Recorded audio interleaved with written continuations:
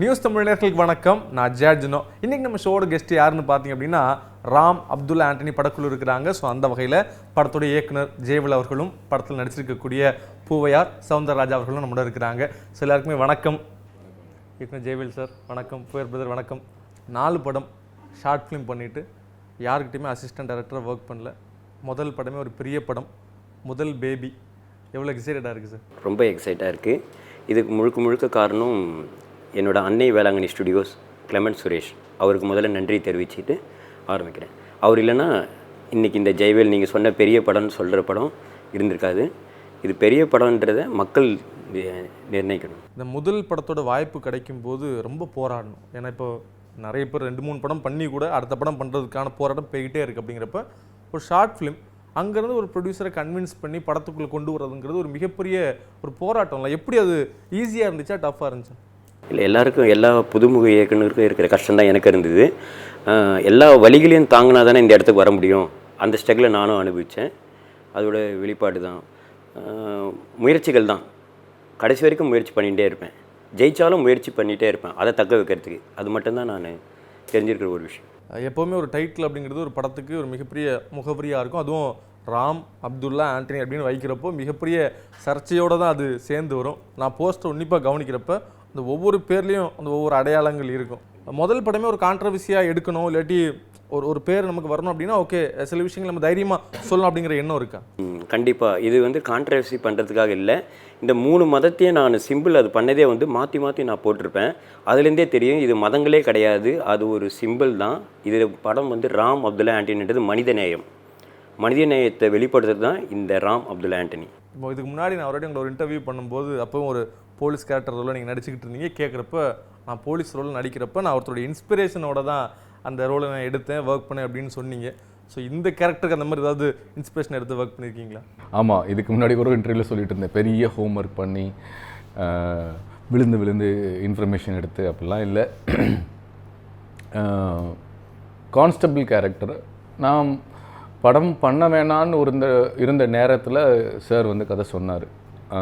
படம் பண்ணால் ஒரு நல்ல கதையில் பண்ணணும், கதாநாயகனாக பண்ணணும், இல்லாட்டி வில்லனாக பண்ணணுன்றது மட்டும்தான் நான் எடுத்த ஒரு முடிவாக இருந்துச்சு. கடந்த 2-3 வருஷமாக குறிப்பாக சொல்லணும்னா ஜெகமே தந்திரத்துக்கு அப்புறம் நான் சப்போர்ட்டிங் கேரக்டர் பண்ணக்கூடாதுன்னு முடிவு எடுத்திருந்தேன்.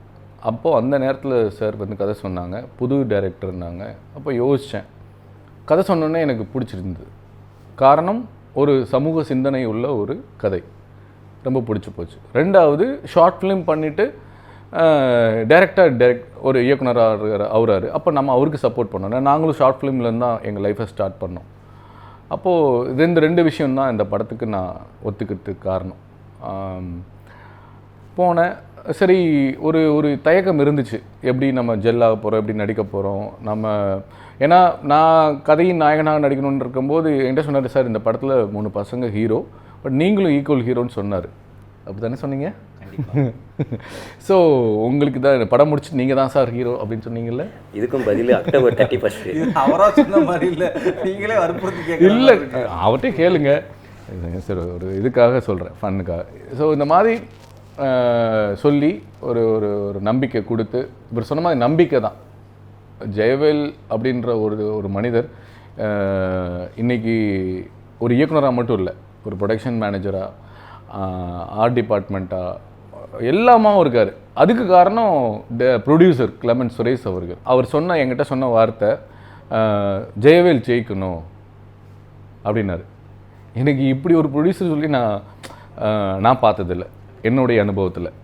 காரணம், அந்த அந்த அந்த டைரக்டர் நம்புகிறான், அந்த கதையை நம்புகிறான், அவன் உழைக்கிறான், அவன் ஜெயிக்கணுங்க அப்படின்னு சொன்னார். எனக்கு ஆச்சரியமாக இருந்தது.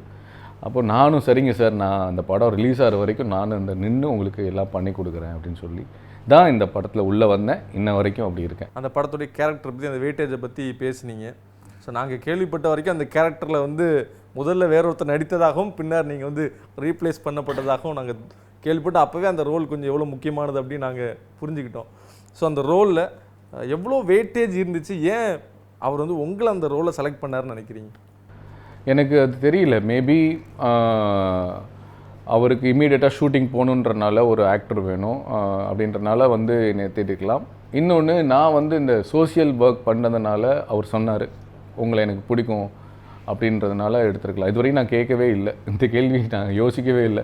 நான் நல்லா நடிக்கிறேன்னு நினச்சிருக்கலாம். என்னங்க எப்படி எத்தனையோ ஆக்டர்ஸ் இருந்தாலும் அந்த ரோல் ஒரு முக்கியமான ரோல் அப்படிங்கிறப்ப எக்ஸ்ட்ரா ஸ்பெஷலாக ஏதாவது ஒன்று இருக்கணும்ல.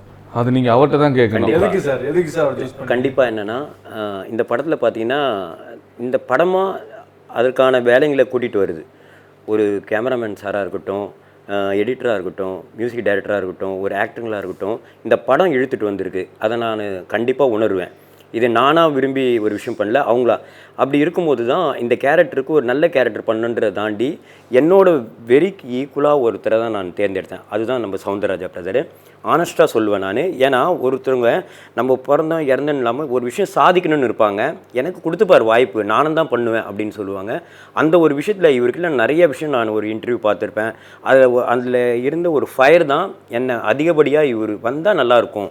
உண்மையிலே ஆனஸ்ட்டாக சொல்கிறேன், நிறைய விஷயங்கள் என் படத்துக்கு ஃபுல் சப்போர்ட் பண்ணியிருக்காரு.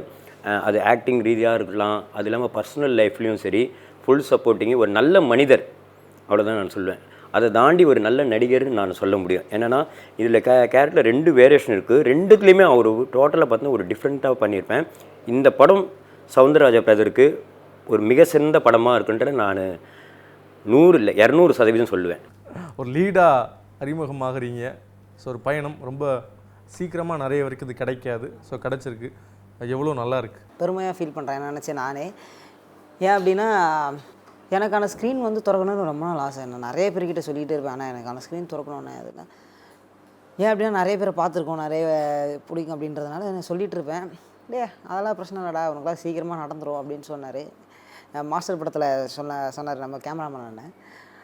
அது வந்து இவ்வளோ சீக்கிரம் நடக்கும் அப்படின்னு வந்து நான் எதிர்பார்க்கவே இல்லை. ஸோ அதுக்கு முழுக்க தேங்க்ஸ் சொல்லணும்னா ஒரே ஒருத்தர் தான், அது ஜெயவேல் அண்ணன் மட்டும்தான். ஏன் அப்படின்னா ஒரு 4 வருஷத்துக்கு முன்னாடி எனக்கு இந்த கதை சொன்னார். அவர் நடிச்சிருந்தால் இந்த 4 வருஷ கேப்பில் வேறு யாரை வேணால் போட்டிருக்கலாம். ஏன்னா இந்த கதை மேலே வந்து பயங்கர நம்பிக்கை வேறு இருக்குது, பயங்கரமான கதை வேறு. அதனால் வந்து இன்னொரு ஏதாவது பெரிய ஆக்டர் போட்டிருக்கலாம். ஸோ அதெல்லாம் தாண்டி நீ தான் பண்ணணும் அப்படின்னு வந்து விழாப்படியாக நிறைய பேர்கிட்டே நிறைய ஃபைட் போட்டிருக்காரு, இவனை தான் போடணும் அப்படின்னு சொல்லிட்டு. ஸோ அந்த வகையில் நான் வந்து ஜெயவேல் எனக்கு ரொம்ப கடமைப்பட்டிருக்கேன். இந்த ஒரு ஸ்டில்லுக்காக மட்டுமே கிட்டத்தட்ட ஒரு 1/2 hour மேலே எடுத்துகிட்டு போகலான்னா, ஏன்னா எனக்கு அந்த லுக்கு வேணும், எனக்கு அந்த மாஸ் வேணும், அது உங்ககிட்ட வந்து குறையவே கூடாது. அதே மாதிரி அப்போ எடுக்கும்போது ஒரு விஷயம் நடந்துச்சு சொல்கிறேன், ஞாபகம் பண்ணி சொல்கிறேன். எடுக்கும்போதா ஃபோட்டோ எடுக்கும்போது இந்த ஃபோட்டோ எடுக்கும்போது அண்ணா தான் பின்னாடி இருந்து மண்ணு போட்டுருந்தாரு. மண்ணள்ளி போட்டு இது வேற மாதிரி சொல்கிற மாதிரி இருக்கு. அதாவது அந்த ஃபீல் பண்ணுன்றதுக்காக ஒரு தூசி பண்ணணும் அப்படின்றனால எங்களுக்குலாம் நிறைய சண்டை வரும். எனக்கும் டைரக்டருக்கும் எடிட்டருக்கும் எல்லாம் ஆரோக்கியமான சண்டை வந்துகிட்டே இருக்கும். நான் வந்து இவர் படம் ஃபஸ்ட்டு ஸ்டைன் பண்ணும்போது நான் சொன்னேன், ஃபோட்டோ ஷூட் நான் தான் பண்ணுவேன்னு சொன்னேன். என்னோட பெருமைக்கு சொல்ல என்னோட செலவில் நான் பண்ணுறேன், நீங்கள் ஒன்று பண்ணுங்க நான் ஒன்று பண்ணுறேன்னு சொன்னேன். ஏன்னா ஒரு படத்தோட ஃபஸ்ட் லுக்குங்கிறது டிசைனர் தாங்க, டிசைன் தான். டிசைன் ப்ளஸ் ஆர்டிஸ்ட் தான் வேல்யூ. ஆர்டிஸ்ட்டை பார்த்தா தான் அந்த படத்தை போஸ்டரை பார்க்குற மக்கள் 1 கோடியோ 2 கோடி பேர் இருப்பாங்க. 1 செகண்ட் 2 செகண்ட் பாஸ் ஆகிடும், திருப்பி பார்க்கணும், என்ன படம் அப்படின்னு பார்க்கணுன்றதுல நான் எப்போவுமே ஆர்வமாக இருப்பேன். ஏன்னா எனக்கு அவ்வளோ ஆசை, என் ஃபோட்டோ வந்துடாதா, ஒரு நாளைக்கு நின்றாதா, மக்கள் கைத்தட்ட மாட்டாங்களா, அந்த போஸ்டரை பார்த்து ட்ரெய்லர் பார்த்துட மாட்டாங்களா, ட்ரெய்லர் பார்த்துட்டு தேட்டருக்குள்ளே வந்துட மாட்டாங்களான்றது அப்போ எவ்வளோ முக்கியம். படம் பண்ணுறதை விட இது ரொம்ப முக்கியம். ஸோ இந்த படத்துடைய ஆடியோ லான்ச்சுக்கு அப்புறமா இந்த படத்துக்கு ஒரு மிகப்பெரிய கவனம் ஏற்படுது. குறிப்பாக எஸ்ஏசி சார் வந்து பேசினார். அப்போ அவர் பேசின விஷயம் பார்த்தீங்கன்னா, இப்போ சார் உங்களை பாராட்டுறாரு, இப்போ அவர் உங்களை பாராட்டுறாருன்னா படத்தில் ஒர்க் பண்ணியிருக்கிறாங்க, பாராட்ட வேண்டிய தேவை இருக்கும், இல்லாட்டி இந்த ஒரு சூழல் அமையும்னு வச்சுக்கோங்களேன். பட் இப்போ உங்கள் படத்துக்கும் எஸ்எஸ்சி சாருக்கும் சம்மந்தம் இல்லை, ஆனாலும் அவ்வளோ நம்பிக்கையோடு பேசுகிறார் அப்படின்னா நிச்சயமாக அது அவருக்கு ஒரு மிகப்பெரிய பாசிட்டிவான எண்ணங்கள் கொடுத்துருக்கு. அந்த மொமெண்ட் எப்படி சேஞ்ச் ஆச்சு படத்தோடைய ப்ரொமோஷனுக்கோ சரி பிஸ்னஸ்? கண்டிப்பாக அது அவரை அந்த கவனம் ஈர்த்திருக்கு. இந்த ட்ரைலர் வந்து பார்த்தீங்கன்னா ட்ரைலரு அந்த சாங் வந்து அவர் ரொம்ப கவனம் ஈர்த்திருக்கு. என்ன சொல்ல வராங்கன்னு அவர் ஒவ்வொரு விஷயத்தையும் நோட் பண்ணி எங்கள் கொஸ்டின் கேட்டார். அந்த டைலாக்காக இருக்கட்டும், எதாக இருக்கட்டும், இது ஏன் ஒரு மர்டர் நடக்குதுன்னா இந்த அளவுக்கு ஒரு கிரிமினலாக பண்ணுறாங்கன்ற வரைக்கும் அப்சர்வேஷன் பண்ணியிருக்காரு. படத்தோட டைலாக்கை பேசுகிறேன் ஒரு தடவை தான் அவர் பார்த்தாரு. அந்த அளவுக்கு நோட் பண்ணுறாருன்னா அவரெல்லாம் நாங்கள் பார்க்கணுன்றதே பெரிய பாக்கியம். நான் உண்மையிலே ரொம்ப பெருமையாக நான் பண்ணுறேன். அவரெல்லாம் நம்ம பார்ப்பேன். ஏன்னா ஜாம்பவான்கள் ஜெயித்தவங்க, நம்ம ஈஸியாக சொல்லிடலாம் அந்த டைரக்டர் என்ன இந்த இப்போ ஃபைலர்னு, அது கிடையாது. ஒரு படம் எடுக்கிறது, ஒரு அந்த வாய்ப்பு கிடைக்கிறது எவ்வளோ வலிகள்ன்றதை நான் புரிஞ்சிருக்கேன். ஏன்னா அவர் நான் வந்துட்டு ஒரு ½ அன் ஹவரில் போயிடுவேன் அப்படின்ட்டு தான் வந்தார். பார்ப்பேன், ட்ரெய்லர் பார்ப்பேன், ஆடியோ ரிலீஸ் பண்ணிவிட்டு நான் பேசிட்டு வாழ்த்திட்டு போயிடுவேன்னாரு. வாழ்த்திட்டு போயிடுவேன்னு சொன்னார். ஆனால் படத்தை பற்றி பேசுகிறார், அரை மணி நேரம் பேசுகிறார், அது ட்ரெய்லரை பற்றி பார்த்துட்டு. அதுக்கு காரணமும் சொல்கிறாரு, என்னைய பேச வைக்குது இந்த ட்ரெய்லர். டயலாக் மனப்பாடமாக சொல்கிறாரு. அந்த ஒரு 2 வாட்டி ப்ளே பண்ணதை டயலாக்கை சொல்கிறாரு. அதில் இருக்கிற ஒரு நல்ல விஷயத்தையும் சொல்கிறாரு. அதாவது சின்ன பசங்க கையில் கத்தி கொடுக்காதீங்க, இன்றைக்கி சினிமானா வயலன்ஸு ரத்தம் அப்படி காமிக்காதீங்கன்னு சொல்கிறாரு. Is legend. அது எங்கள் படத்துக்கு பெருசாக அது அவர் பேசினதுக்கு மூலமா எங்களுக்கு கிடைச்சது எங்கள் டீமுக்கே ஒரு நல்ல ஒரு பாக்கியம் தான். எங்கள் டீம் ஜெயிச்சதுன்றது அவரோட ஆசீர்வாதத்தில் கொஞ்சம் புரிஞ்சு, இன்னும் இதை தாண்டி ஒரு அக்டோபர் 31 மக்கள், நேயர்கள், மீடியா, அதை தாண்டி நீங்கள் அதை என்ன சொல்ல வரீங்கன்றது மட்டும் தான் நான் ஆனஸ்டாக இருப்பேன். என்னோடய படத்தை பற்றி நான் பில்டப்லாம் எதுவும் கொடுக்கக்கூடாது. ஒரு படம் பண்ணியிருக்கேன், நல்ல படம் பண்ணியிருக்கேன், இதை மக்கள் சொல்லணும். அன்றைக்கி தான் நான் இயக்குனர். நிறைய பேர்களை சொல்லுவேன், என்னை டைரக்டர் கூப்பிடாதீங்கன்னு சொல்லுவேன். டைரக்டர் யாருன்னா படத்தை எடுத்து ரிலீஸ் பண்ணி ஒரு ப்ரொடியூசருக்கு போட்ட காசு மேலே ₹1 ஜெயிச்சு கொடுத்தானோ அவன் தான் டைரக்டர் அப்படின்னு சொல்லி தான் நிறைய பேர்களை சொல்லியிருக்கேன். அதெல்லாம் கிடையாது, நீங்கள் டைரக்டர்னு. எனக்கு அதில் இன்றைக்கி கூட உடன்பாடு இல்லை. உண்மை எதுவுமே கிடையாதுங்க, டைரக்டர்னு எதுவும் கிடையாது. இந்த படம் இல்லை, நான் எத்தனை படம் எடுத்தாலும் சரி சாதாரணமாக தான் இருப்பேன். இது என்னோடய இயல்பு. அதுதான் உழைக்கணும், உண்மையாக இருக்கணும், நம்பிக்கையாக இருக்கணும், விடாமுயற்சி. ஸோ நீங்கள் சினிமாவில் எவ்வளோ பிஸியாக இருக்கிறீங்களோ, இன்னொரு பக்கம் பார்த்தீங்கன்னா மண்ணுக்கும் மக்களுக்கும் அப்படின்னு பிஸியாக இருக்கிறீங்க. குறிப்பாக பல அரசியல் தளத்தில் உங்களை பார்க்க முடியுது. முழு நேர அரசியல்வாதியாக சௌந்தரராஜா எப்போ மாற போகிறார்? இல்லை, கடைசி வரைக்கும் ரெட்டை மாட்டு வண்டி தான்.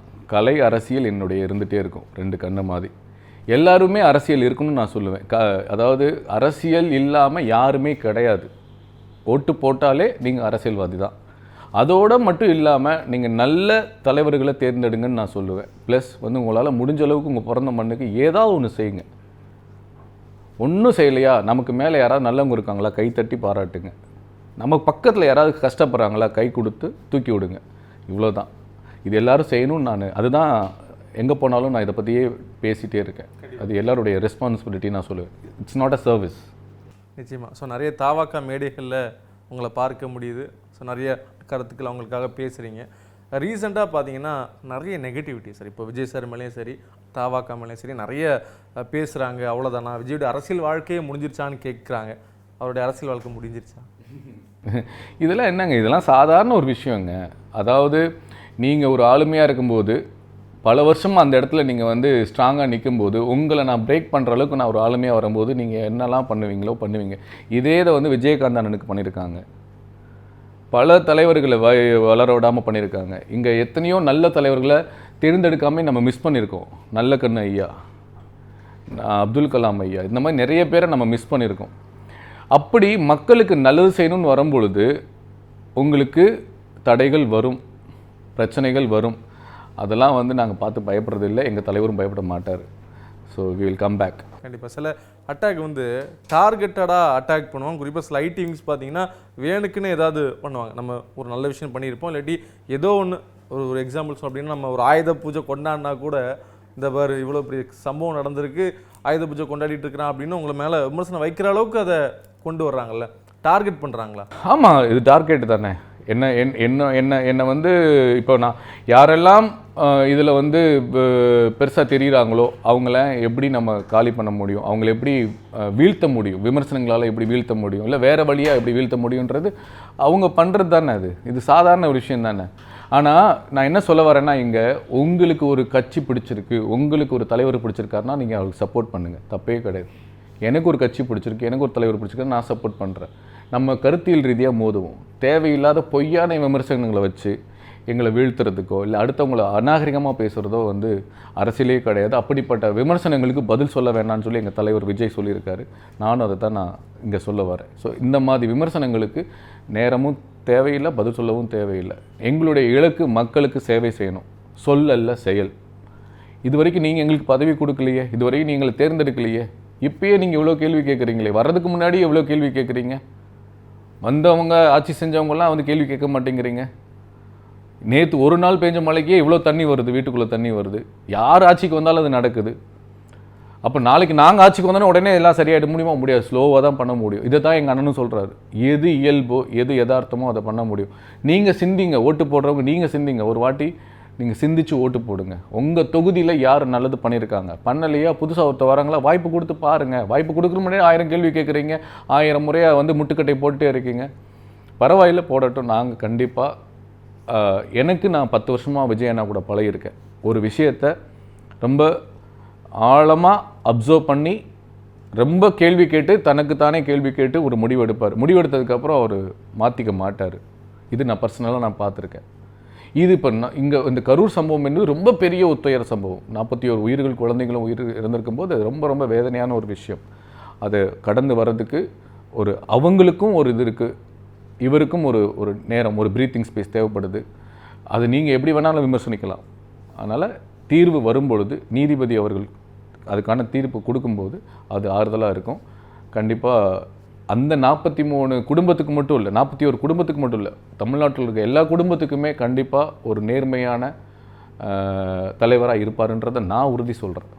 Super super sir. So October 31ஆம் தேதி ராம் அப்துல்லா ஆண்டனி படம் வெளியாகுது. மக்கள் எவ்வளோ எதிர்பார்ப்போட இருப்பாங்க, எவ்வளோ மக்கள் என்ன எதிர்பார்த்து படத்துக்கு வரலாம்? கண்டிப்பாக நம்பி வரலாம். கத்தியை, அதுதான் சொன்னாங்க, கத்தியை எடுத்தாங்க அப்படின்றத தாண்டி கத்தியை யார் கொடுத்தது அதை சொல்கிற படம் தான் ராம் அப்துல்லா ஆண்டனி. நம்பி திரையரங்கில் அக்டோபர் 31க்கு இதுக்கு எல்லாம் நீங்கள் கேட்ட கொஸ்டினுக்கு பதில். ஒரு இளைஞர்களுக்கும் காலேஜ் ஸ்டூடெண்ட்டுக்கும் அவ்வளோ உற்சாகமான படமாக இது அமையும். ஒரு முறை தியேட்டருக்கு வாங்க கண்டிப்பாக. நான் திரும்ப தான் சொல்கிறேன், இந்த படம் ஒரு அதிகார துஷ்பிரயோகம் பண்ணுற அரசியல்வாதியையும் அதிகார துஷ்பிரயோகம் பண்ணுற ஒரு போலீஸ் அதிகாரியும் எதிர்த்து கேள்வி கேட்குற ஒரு துணிச்சலான ஒருத்தன் தான் ராம் அப்துல்லா ஆண்டனி. இது என்டர்டெயின்மெண்ட் மட்டும் இல்லை, ஒரு நல்ல விஷயத்த பேசுது. தயவு செஞ்சு சப்போர்ட் பண்ணுங்கள். கண்டிப்பாக வந்து தேட்டரில் வந்து பாருங்கள், உங்களுக்கு பிடிக்கும். சூப்பர். ஸோ ராம் அப்துல்லா ஆண்டனி படம் அக்டோபர் 31ஆம் தேதி ரிலீஸ் ஆக போகுது. படம் ரிலீஸ் ஆகி மிகப்பெரிய வெற்றியுடைய வாழ்த்துக்கள். நன்றி.